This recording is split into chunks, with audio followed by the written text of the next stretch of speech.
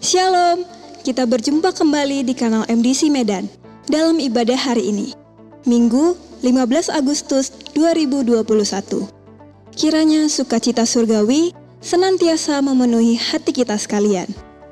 Mari memuji, menyembah, mendengarkan sabda Tuhan, dan bersekutu bersama saudara-saudari seiman, dimanapun berada dengan segenap hati. Kami berdoa, Anda diberkati dengan pelayanan ini. Silakan menekan tombol subscribe agar Anda dapat langsung menerima pemberitahuan terbaru tentang pelayanan atau informasi lainnya yang berkaitan dengan pelayanan GKPB MDC Medan. Jika Anda baru pertama sekali mengikuti pelayanan ibadah di GKPB MDC Medan atau memiliki beban doa, kami akan sangat senang sekali berdoa bagi Anda. Silakan menghubungi kami lewat sosial media yang tertera di layar. Mari berbagi kasih dan kepedulian sebagai gereja Tuhan dengan saudara-saudari kita yang sangat terdampak oleh pandemi COVID-19 yang sedang terjadi, dengan memberikan bantuan bagi mereka yang sangat membutuhkannya. Pada hari Selasa, 17 Agustus 2021, pukul 19 WIB, kita akan mengadakan doa malam via Zoom dengan nomor meeting ID 222 333 0023 dengan passcode doa malam. Bagi Bapak Ibu yang rindu untuk menyerahkan anaknya kepada Tuhan, silakan menghubungi sekretariat gereja untuk melakukan pendaftaran. Kita akan melakukan ibadah penyerahan anak secara online di setiap Selasa pertama, setiap bulan dalam pertemuan doa malam bersama jemaat lainnya.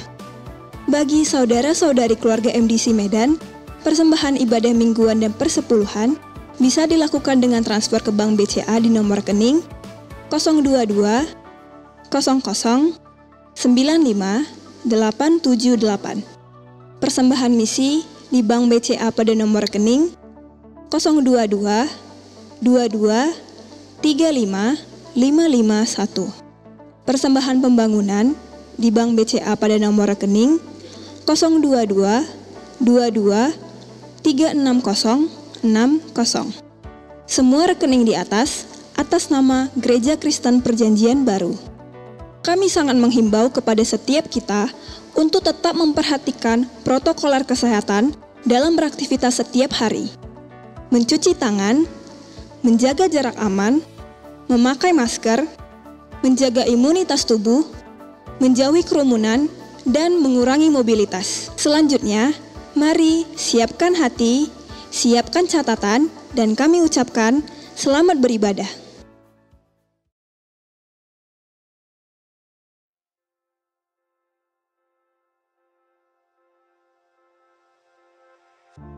Mazmur 66 ayatnya yang ke-6.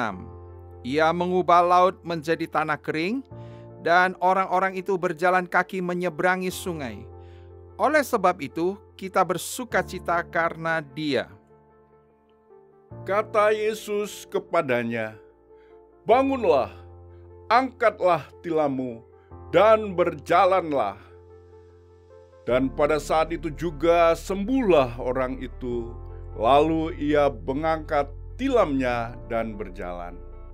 Tuhan sanggup menyatakan mukjizat-Nya dalam situasi yang tidak mungkin bagi manusia. Kuasa Tuhan tidak tunduk kepada kuasa apapun di dunia, melainkan segala kuasa yang ada di langit dan di bumi tunduk di hadapannya. Sering sekali situasi mendorong kita ke batas akhir dari keputusasaan, seolah jalan tertutup untuk persoalan hidup kita. Dari belakang ada tantangan, dan dari depan ada hambatan. Kita seperti berada di posisi terakhir dari antrian panjang untuk beroleh pemulihan. Saat itu Tuhan dapat hadir, membelah lautan sehingga kita bisa berjalan melaluinya. Saat itu Ia dapat menganugerahkan pemulihan bagi kita. Mari dengan segenap hati nyanyikan mazmur bagi Tuhan. Hatiku siap, ya Allah, aku mau menyanyi, Aku mau bermazmur, bangunlah hai jiwaku. Mari kita berdoa. Bapa kami yang di sorga, terima kasih buat kasih karunia-Mu telah menjadikan kami anak kekasih hati-Mu. Kami sungguh percaya bahwa Engkau selalu ada untuk kami dalam keadaan apapun. Permasalahan dalam kehidupan kami bukanlah hal yang sulit bagi-Mu. Dengarkanlah seruan kami, mohon pertolongan-Mu di saat sulit seperti sekarang ini.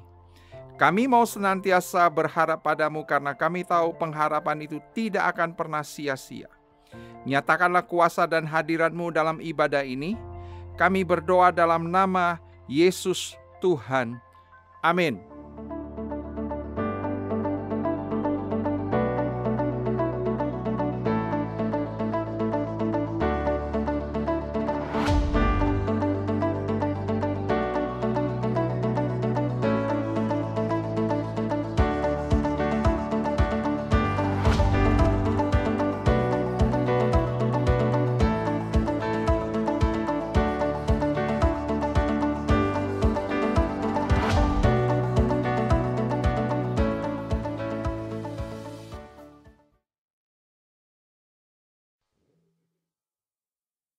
Haleluya. Shalom Bapak Ibu.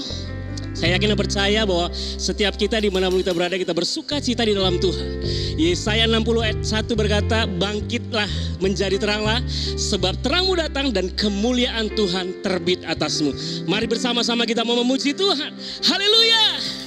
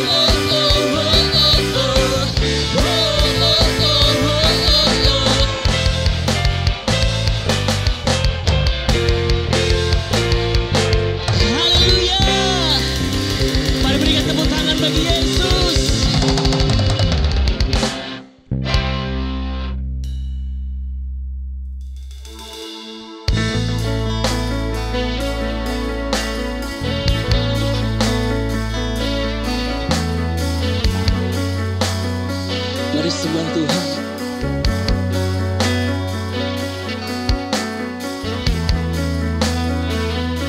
Terima kasih Tuhan.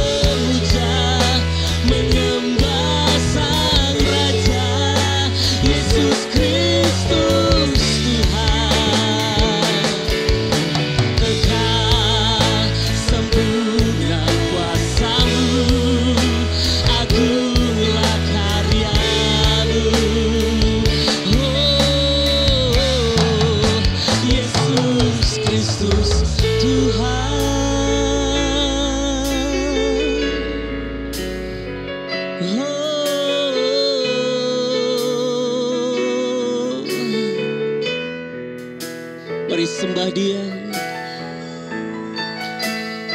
sebab Kau besar Tuhan. ajaib karya-Mu. Oh, mulia, mulia. Oh, kami sembah,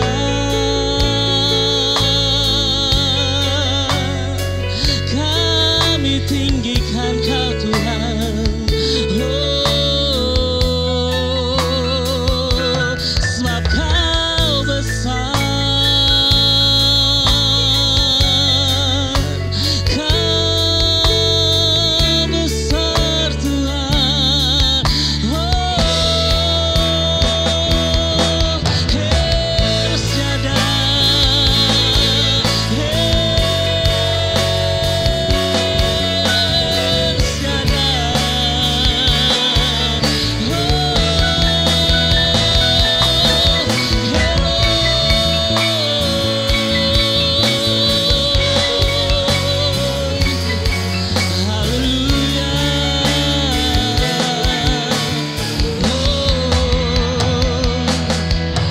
tiada satu pun yang luput dari karya kasih-Mu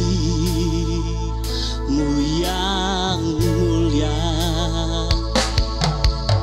Bagi-Mu segala pujian, hormat, kemuliaan. Katakan tiada satu pun yang luput Tuhan. Oh, tiada satu pun yang luput dari karya kasih-Mu yang mulia.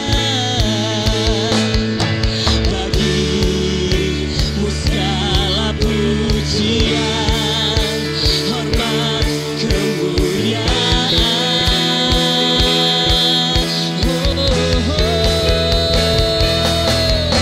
Engkau Tuhan ku tinggikan, yang bangkit dan menang, Yesus Kristus Tuhan. Raja mulia dan luhur, berkorban bagiku jiwaku. Maka jiwaku menyembah, menyembah Sang Raja, Yesus Kristus Tuhan. Kau sempurna kuasa-Mu, agunglah karya-Mu. Oh, Yesus Kristus Tuhan.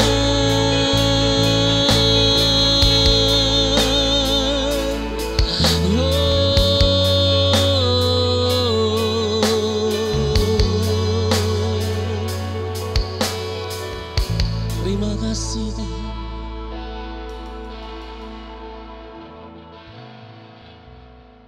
Selamat hari Minggu Jemaat MDC Medan yang Yesus kasih. Kita bersyukur untuk waktu yang Tuhan sediakan bagi kita untuk dapat beribadah walaupun secara online. Kita sudah memuji dan menyembah Tuhan dan saatnya kita mendengarkan firman Tuhan. Hari ini saya ingin menyampaikan terlebih dahulu firman Tuhan dari Rema yang saya terima dalam doa bersama gembala-gembala GKPB beberapa minggu yang lalu, yang terambil dari firman Tuhan 2 Petrus 3 ayat yang ke-9.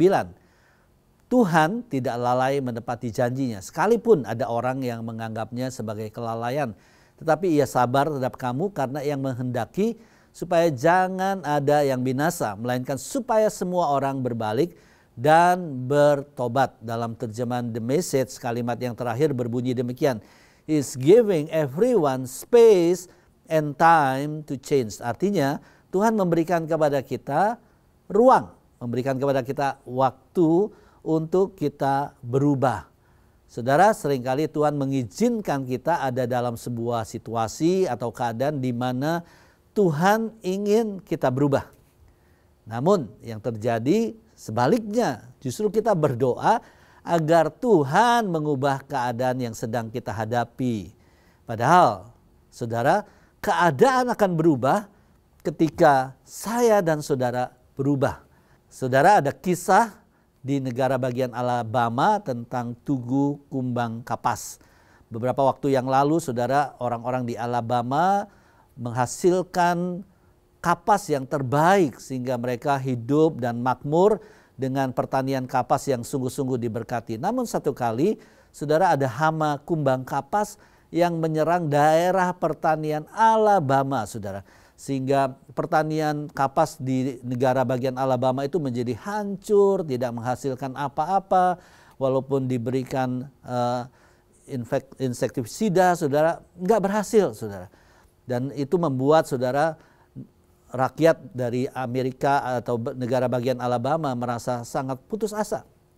Namun kemudian penduduk Alabama, saudara, mulai mencoba mengganti lahan pertanian kapas itu dengan menanam buah-buahan. Dan ternyata, saudara, hasilnya sangat luar biasa. Dan mereka kembali, hidup mereka makmur, hidup mereka berhasil. Dan dibangunlah, saudara, tugu peringatan kumbang kapas, di mana mereka bersyukur bahwa justru melalui kejadian itu, melalui hama kumbang kapas itu, saudara, hidup mereka berubah. Saudara, seringkali juga kita berdoa agar masalah kita selesai, tapi yang Tuhan inginkan bukan hanya masalah kita saja yang selesai, tetapi akar masalah kita diselesaikan, saudara. Hari ini kita akan belajar bersama-sama dari penyembuhan di kolam Bethesda yang dilakukan Yesus kepada orang yang sakit sudah 38 tahun. Firman Tuhan ini diambil dari Yohanes pasal yang kelima ayat 1 sampai ayat yang ke-18. Saudara, karena bagian ini sangat panjang sekali, saya menyarankan saudara membaca ayat firman Tuhan ini secara lengkap, dan saya secara sederhana membagi Yohanes 5 ayat 1 sampai 18 itu di dalam 4 bagian. Yaitu bagian yang pertama tentang kolam Bethesda itu sendiri. Ya, bagian kedua yaitu tentang seorang yang sakit 38 tahun yang disembuhkan oleh Yesus. Dan bagian yang ketiga bagaimana Yesus menyembuhkan orang yang sakit itu. Dan bagian yang terakhir, bagian keempat yaitu bagaimana Yesus bertemu dengan orang yang telah disembuhkan. Baik, yang pertama, saya masuk ke bagian yang pertama tentang kolam Bethesda. Arti Bethesda adalah the house of grace atau rumah anugerah. Ya, tapi faktanya, saudara, banyak orang sakit di sana. Dan penyakitnya bermacam-macam. Ada yang buta, ada yang timpang, dan tidak disebutkan lagi orang sakit seperti apa. Tetapi Alkitab mencatat memang begitu banyak orang sakit di sana, saudara. Dan yang kedua faktanya, saudara, kesembuhan itu sangat tergantung kepada kunjungan malaikat. Sehingga goncangan air itu mulai terjadi dan orang yang pertama mencemplungkan diri ke kolam itu akan sembuh. Berapa yang sembuh? Nggak tahu, saudara. Mungkin yang mencemplungkan diri rame-rame 10 orang mungkin. Tapi siapa yang tahu? Yang pertama hanya malaikat yang tahu, saudara, ya. Sama seperti orang yang lomba lari 100 meter. Mungkin ada 10 orang yang berlari bersama-sama lomba lari 100 meter. Itu yang hanya hitungan mungkin 9 detik saja, saudara. Dan kalau kita melihat kamera ketika diperlambat semuanya, baru kita tahu siapa yang pertama menyentuh garis finish, saudara. Dan di kolam Bethesda itu, saudara, orang-orang jadi egois. Orang-orang hanya mementingkan diri sendiri. Dia nggak peduli orang lain, saudara. Dia nggak peduli juga berapa lama orang itu udah sakit, berapa lama orang itu sudah menunggu di kolam Bethesda. Dia nggak peduli. Yang penting saya sembuh, saudara. Nah, saudara, ada tafsiran tentang kolam Bethesda ini, saudara, bahwa kolam Bethesda itu juga ada satu praktek-praktek Judaisme dan paganisme. Jadi semacam praktek-praktek kalau hari-hari ini adalah penyembuhan melalui paranormal, saudara. Semacam praktek penyembahan yang sebetulnya dilakukan kepada dewa kesembuhan orang Yunani yang bernama Asklepios. Dan ini sudah berlangsung lama sebelum Masehi, sebelum Yesus lahir, saudara. Jadi ada banyak kuil-kuil yang digunakan untuk penyembahan kepada dewa Asklepios, yaitu dewa kesembuhan, saudara. Dan yang luar biasa kalau saudara lihat, Yesus tidak menyembuhkan orang yang sakit 38 tahun ini, saudara, dengan air kolam Bethesda. Sekali lagi, Yesus tidak menyembuhkan dengan air kolam Bethesda. Dia memang menyembuhkan di kolam Bethesda, di daerah kolam Bethesda. Tetapi dia tidak menggunakan air kolam Bethesda itu untuk menyembuhkan, saudara. Nah, selain kolam Bethesda, kalau saudara baca Yohanes pasal 9 ayat 1 sampai 41, ada satu kolam lagi yang namanya kolam Siloam. Dan di dalam kolam Siloam ini, saudara, ada orang buta yang sejak lahir. Dan penyebabnya bukan dosa orang itu atau dosa orang tuanya, tetapi supaya pekerjaan Allah dinyatakan, saudara. Saudara, apa yang diperbuat oleh Yesus? Yesus meludah ke tanah dan mengaduk ludahnya dengan tanah, saudara, dan kemudian dioleskan ke mata orang buta itu, saudara ya. Jangan coba-coba ya, saudara, kalau ketemu orang buta di jalan, lalu saudara meludah di tanah dan mengoleskannya ke mata orang buta, nanti saudara dikeroyok orang, saudara. Nah, saudara, Yesus menyuruh orang buta itu membasuh dirinya dalam kolam Siloam. Beda tadi dengan yang terjadi di kolam Bethesda. Orang yang sakit 38 tahun itu tidak dibawa Yesus lalu dicemplungkan ke kolam Bethesda. Enggak, saudara.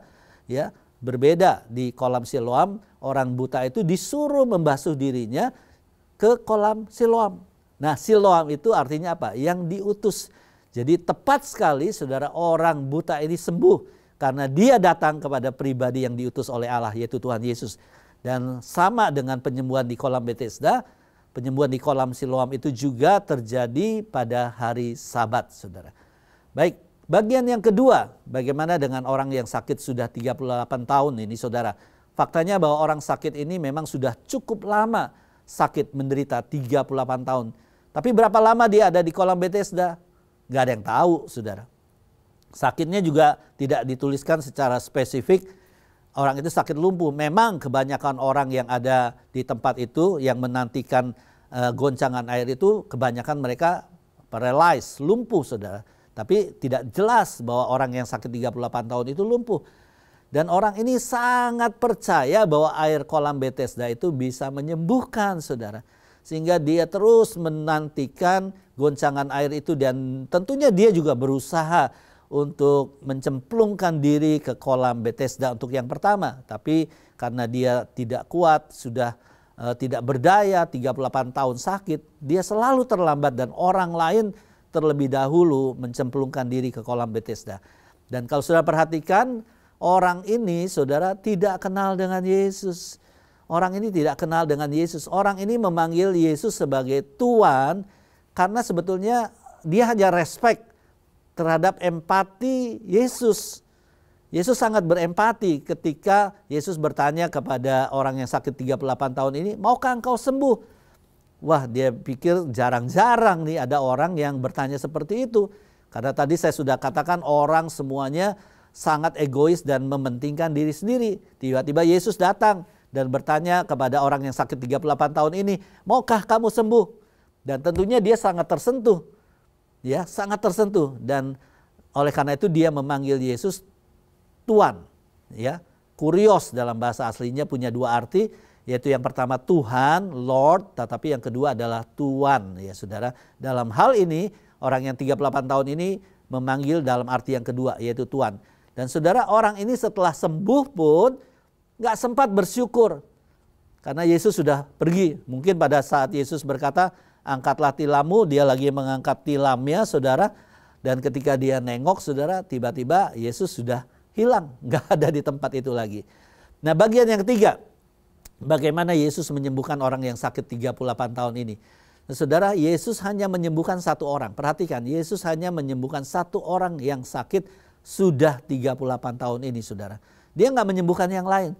Sama seperti perempuan yang sakit pendarahan 12 tahun, di tengah banyak kerumunan juga, mungkin ada orang-orang yang sakit juga, saudara, tapi hanya satu yang sembuh, yaitu perempuan yang sakit pendarahan 12 tahun. Nah, di kolam Bethesda hanya satu orang yang sembuh, yaitu orang yang sakit 38 tahun, saudara.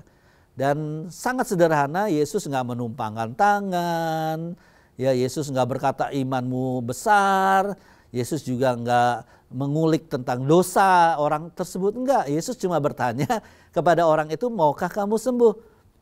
Ya, saudara, luar biasa. Di sini tidak ditemukan iman. Sama sekali tidak dibahas tentang iman, saudara ya. Berbeda dengan kesembuhan-kesembuhan yang lain, banyak faktor iman yang menentukan kesembuhan orang tersebut ya. Tapi orang ini, saudara yang sakit 38 tahun ini, tidak ada tanda-tanda dia beriman kepada Tuhan Yesus. Dan Yesus juga sekali lagi tidak berbicara tentang dosa sama sekali. Hanya dia berkata, bangunlah, ya, angkatlah tilammu dan berjalanlah. Get up, take up and walk. Bangunlah, angkatlah tilammu dan berjalanlah. Luar biasa. Yesus menyembuhkan orang itu, saudara, dengan kedaulatannya sebagai Tuhan yang berkuasa. Dan kembali penyembuhannya juga terjadi pada hari Sabat. Oke, bagian yang keempat, saudara, Yesus bertemu dengan orang yang disembuhkan dari sakit 38 tahun ini di Bait Allah, saudara. Bagaimana bisa terjadi pertemuan Yesus dengan orang yang sakit 38 tahun ini di Bait Allah? Apakah nggak sengaja, saudara? Di dalam firman Tuhan dikatakan, later Jesus found him at the temple. Jadi Yesus dengan sengaja ke Bait Allah, saudara. Yesus sengaja mencari orang itu, saudara. Dan dia menemukan orang yang sakit 38 tahun itu, saudara. Inilah sifat Allah, saudara. Inilah karakternya Tuhan. Dia selalu mencari orang-orang yang lagi putus asa, mencari orang-orang yang sedang membutuhkan pengharapan. Dia selalu mencari orang-orang yang terhilang. Dia tidak membiarkan orang yang sakit 38 tahun ini hanya sekedar sembuh, saudara. Apa yang dilakukan Yesus ketika Yesus bertemu dengan orang ini di Bait Allah? Yang pertama, Yesus mengkonfirmasikan kesembuhan ya yang dialami oleh orang yang sakit 38 tahun ini. Yesus berkata, kamu udah sembuh. Tapi yang kedua, ini yang penting, saudara. Yang kedua, ini yang penting ya. Jangan yang pertama saja. Banyak orang sekedar sembuh, selesai. Tapi justru yang kedua, inilah yang menjadi tujuan Yesus. Yesus mengingatkan orang tersebut agar jangan berbuat dosa lagi. Yesus mengingatkan akan konsekuensi dari dosa. Yaitu kalau dia terus melakukan dosa, saudara, akan terjadi hal-hal yang lebih buruk lagi. Mungkin bukan hanya sakit 38 tahun, tapi ada banyak penderitaan yang akan dialami oleh orang tersebut apabila orang itu tetap hidup di dalam dosa. Nah, inilah, saudara, panggilan untuk berubah. Inilah yang Tuhan inginkan, saudara.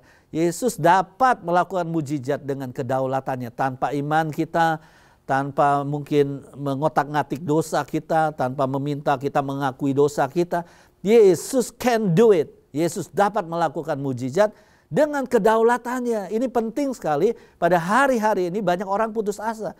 Banyak hari-hari ini di tengah pandemik, saudara, orang merasa imannya nggak berfungsi lagi.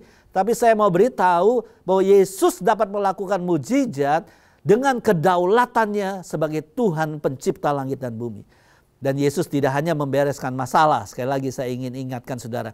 Yesus tidak hanya membereskan masalah, tapi Yesus ingin agar membereskan akar masalah dari kehidupan semua orang. Mujizat bukan tujuan akhir. Mujizat, sekali lagi, bukan tujuan akhir yang Yesus inginkan. Tujuan mujizat adalah agar orang berubah dan mengenal Tuhan. Sekali lagi saya ingin tekankan bahwa mujizat itu tujuannya agar kita berubah. Umat Tuhan juga harus berubah di tengah pandemi COVID-19 ini, saudara. Kita harus berubah dan harus lebih lagi mengenal Tuhan di dalam kehidupan kita. Nah, bagaimana langkah-langkah untuk kita mengalami perubahan? Saudara, sebagai gereja Tuhan, sebagai umat Tuhan, kita juga harus mengalami perubahan atau seringkali disebut dengan renewal, pembaruan.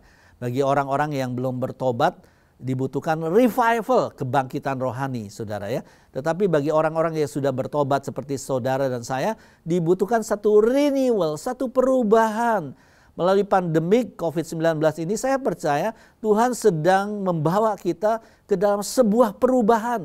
Dulunya kita bisa ibadah sama-sama, kita pergi kemana saja bisa, kita kerja dengan bebas, kita mau kunjungan kemanapun bisa. Tapi tiba-tiba semuanya berubah. Tapi dengar baik, saudara, tujuan perubahan ini adalah agar supaya kita juga berubah. Saya lihat banyak orang di tengah pandemi COVID-19 ini, saudara, menjadi berubah. Dulunya nggak konsisten baca Alkitab, sekarang konsisten baca Alkitab. Dulunya nggak konsisten berdoa, sekarang banyak berdoa, saudara ya. Dulunya nggak ikut kesan, sekarang ikut kelompok-kelompok kesan. Tapi saudara, dibutuhkan langkah-langkah untuk mengalami perubahan. Saya akan bagikan saudara 3 langkah untuk kita mengalami perubahan. Yang pertama, kita harus punya keinginan yang kuat untuk berubah. Saya ulangi, kita harus punya apa saudara? Keinginan yang kuat untuk berubah. Jadi saudara, kita tidak bersifat pasif, kita tidak bisa bersifat menunggu. Contoh yang baik adalah Sakeus. Sakeus adalah pemungut cukai. Kita bisa dapatkan di Lukas 19 ayat yang kedua sampai ayat yang keempat, saudara ya. Kita bisa melihat bahwa Sakeus ini adalah orang yang tidak pasif, nggak menunggu, saudara. Dia ingin lihat Yesus. Tapi karena Yesus itu selalu dikerumuni oleh orang banyak, sedangkan badannya itu ya agak small, saudara ya. Ukurannya small gitu ya, saudara ya. Jadi dia susah sekali untuk melihat Yesus. Padahal dia sudah dengar Yesus melakukan mujizat, melakukan penyembuhan, melakukan banyak perkara yang luar biasa. Dan hatinya mulai tertarik kepada Yesus. Dan dia punya keinginan yang kuat, saudara, untuk melihat Yesus, memandang Yesus. Dia adalah orang kaya, dia adalah pejabat kalau pada hari ini, saudara. Tapi Alkitab berkata dia nggak malu, saudara. Dia berlari, dia cari pohon ara, dia panjat pohon ara itu, saudara, untuk bisa melihat Yesus yang akan lewat dekat pohon ara tersebut. Dan luar biasa, perhatian Yesus tertarik kepada Sakeus yang punya keinginan yang kuat untuk berubah, saudara. Contoh yang lain adalah Nikodemus, saudara. Nikodemus adalah orang Farisi. Dan bukan hanya orang Farisi, tapi dia adalah pemimpin agama Yahudi. Saudara bisa baca di Yohanes pasal yang ketiga ayat 1 sampai ayat yang kedua. Dia juga mendengar tentang Yesus, melakukan banyak mujizat. Terlebih lagi dia sebagai orang Farisi, sebagai pemimpin agama Yahudi. Dia tertarik, saudara, dengan pengajaran-pengajaran Yesus yang penuh dengan apa? Kuasa. Dia tertarik sekali dengan pengajaran Yesus yang penuh kuasa. Tidak seperti pengajaran orang-orang lain, saudara. Yang hanya mungkin banyak kata-katanya, saudara. Tapi pengajaran Yesus itu penuh dengan kuasa, saudara. Nah ini yang membuat Nikodemus, saudara, punya keinginan yang kuat untuk bertemu Yesus. Sehingga Alkitab berkata, saudara, Nikodemus ini malam-malam dia bertemu dengan Yesus. Dia mencari kesempatan untuk ketemu Yesus malam-malam, saudara.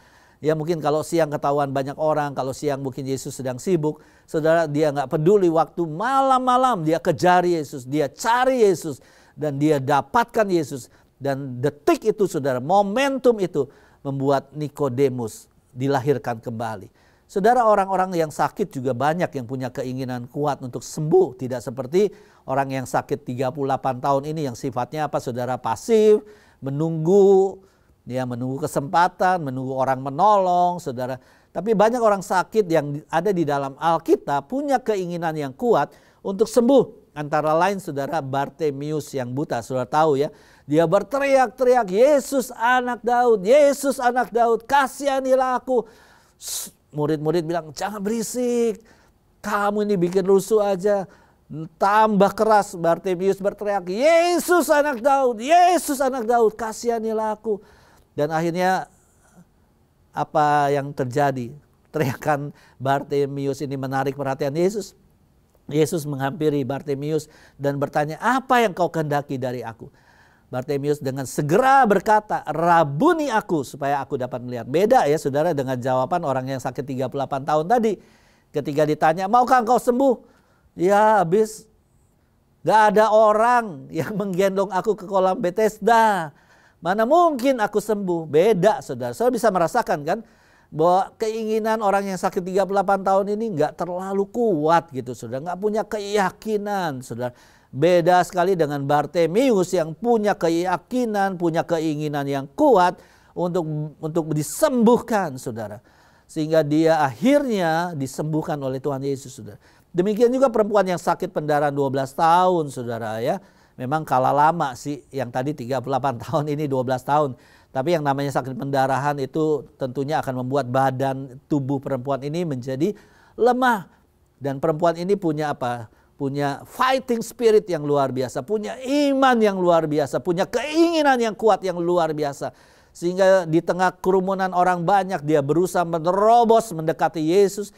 Dan dia berkata, asal kujamah saja jubahnya, aku akan sembuh. Ini sebuah statement iman yang luar biasa dari perempuan yang sakit pendarahan 12 tahun, saudara. Asal kujamah saja jubah Yesus, ujung jubah Yesus.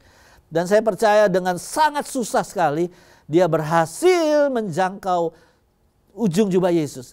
Hanya mungkin sentuhan yang sedikit sekali. Tetapi itu cukup menyembuhkan perempuan yang sakit pendarahan 12 tahun ini. Sudah luar biasa sekali. Itulah langkah yang pertama. Jangan pasif, kita harus punya keinginan yang kuat. Yang kedua adalah saudara tidak mencari-cari alasan, saudara.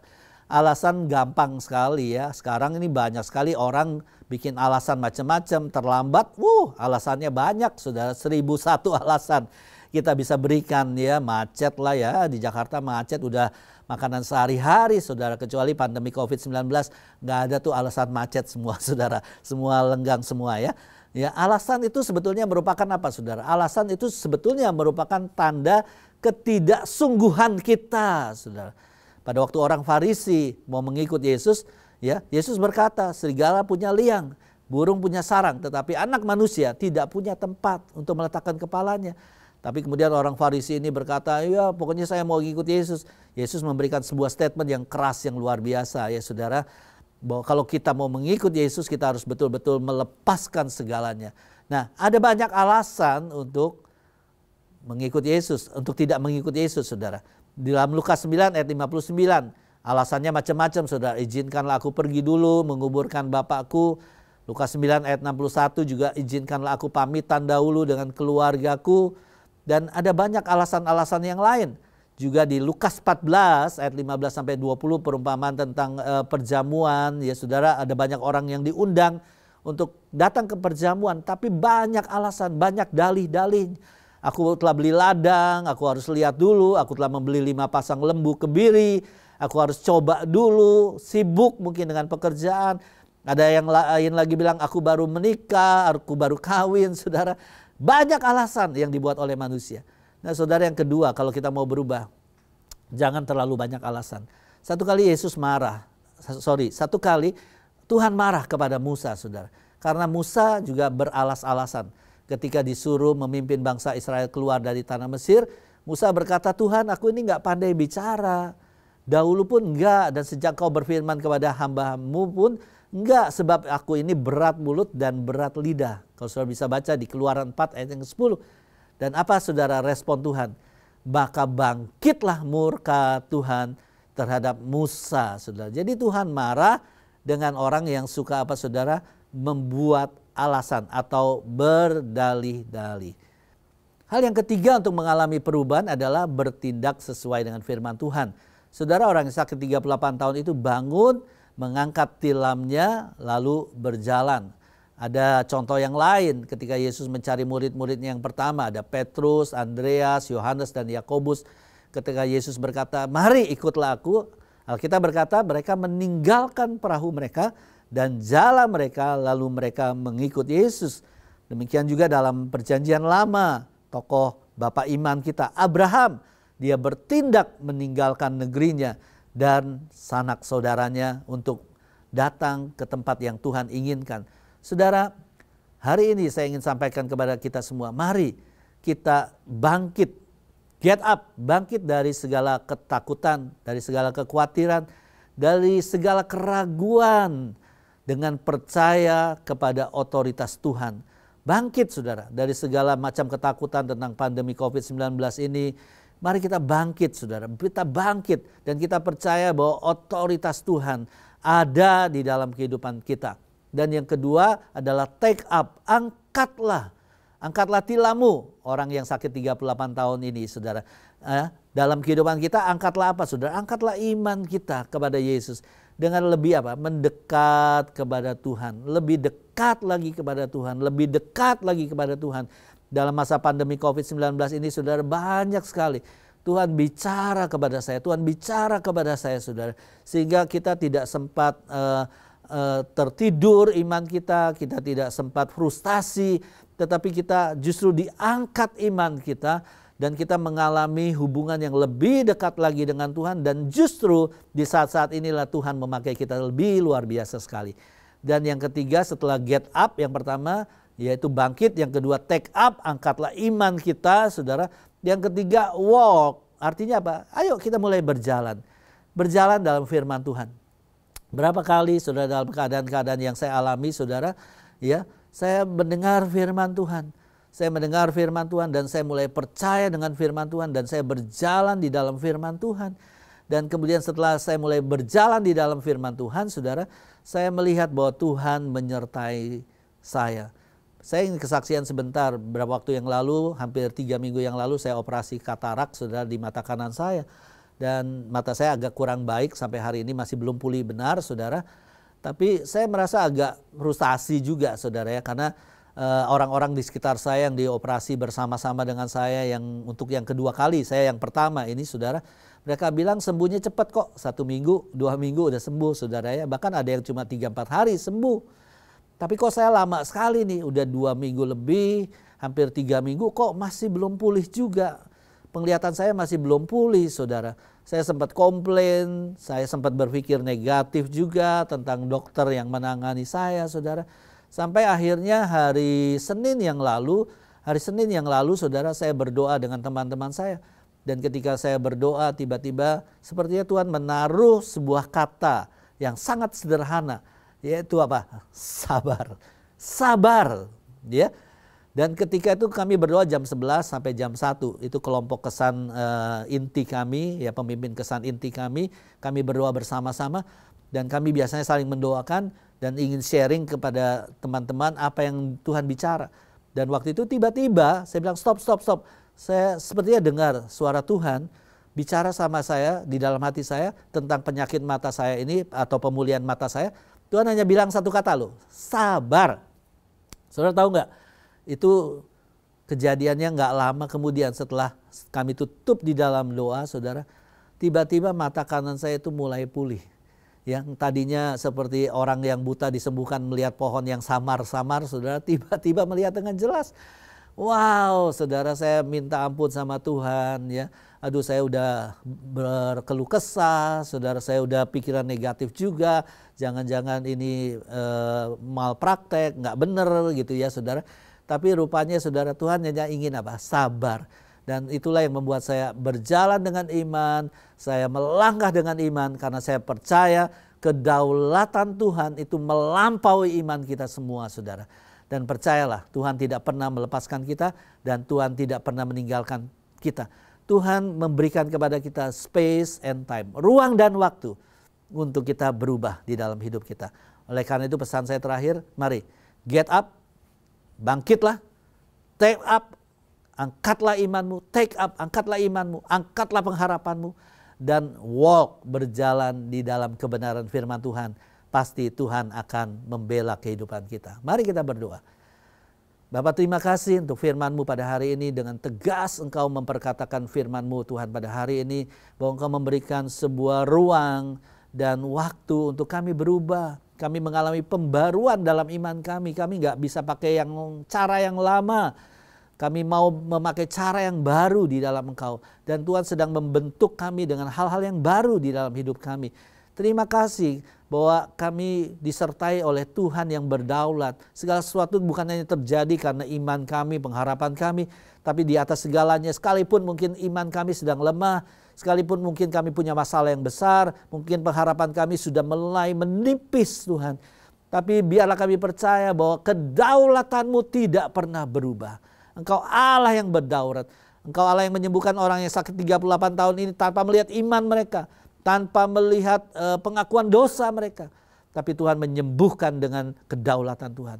Dan hari ini saya percaya Jemaat MDC Medan akan mengalami get up, bangkit. Akan mengalami take up, imannya akan dibangkitkan.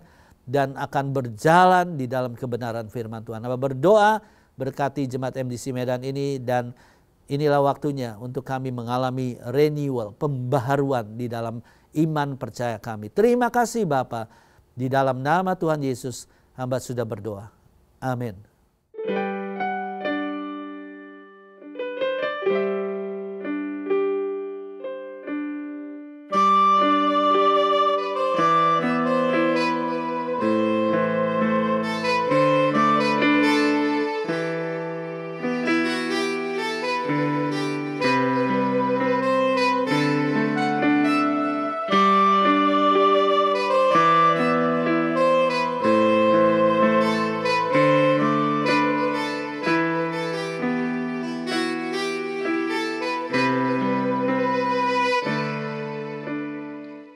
Aku melangkah jalani hidup ini bersama dengan waktu yang terus melaju. Untuk apakah aku ada di sini Tuhan, kalau bukan untuk melayani-Mu? Bangkitkan aku, bangkitkan aku, jadikan aku hamba-Mu yang setia. Bangkitkan aku, bangkitkan aku, jadikan aku hamba-Mu yang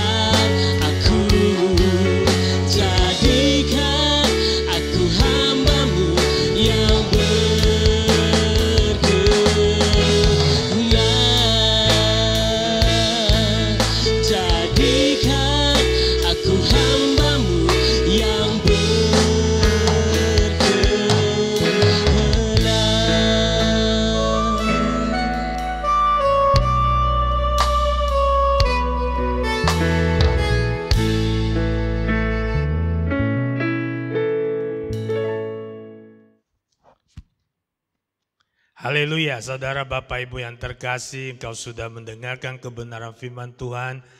Get up and take up and walk. Mari bangkit dan angkatlah imanmu dan berjalanlah dengan iman pengharapan yang kau sudah dengar kebenaran firman Tuhan hari ini.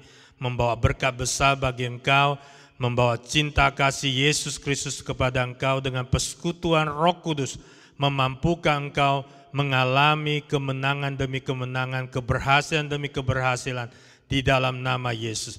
Mari kekasih jiwa Tuhan, arahkan hatimu, angkatlah tanganmu, terimalah berkat yang terbaik di dalam nama Allah Bapa, Putra, Roh Kudus yang membuat engkau mengalami apa saja yang kau kerjakan diperbuat berhasil dan beruntung.